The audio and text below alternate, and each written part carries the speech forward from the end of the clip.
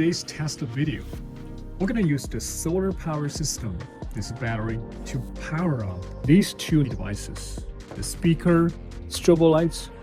This device requires 12 volts, and Ubiquiti wireless bridge. This requires 24 volts passive PoE. And we're going to use LINOVISION SWR612GM solar and the 1224POE Splitter together to power those non-PoE devices. All right, let's do that. First, let's connect the solar power system's battery to the solar PoE switch.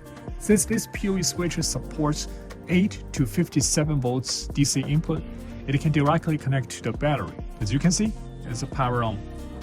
These two devices are non-PoE devices. This is a DC required, this is a DC connector, and passive PoE device. We cannot directly connect to this PoE switch.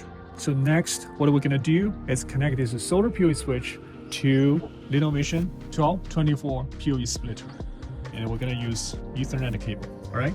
Let's plug in this Ethernet cable, RJ45 connector, to any port of this solar PoE switch. And the other side, connect to this PoE splitter, PoE input port. As you can see that this is powered up. And this PoE splitter has a really important features is DC switchable.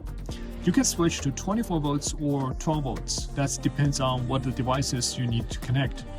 All right, since today we're gonna connect the speaker and strobe lights requires 12 volts, and we switch to 12 volts.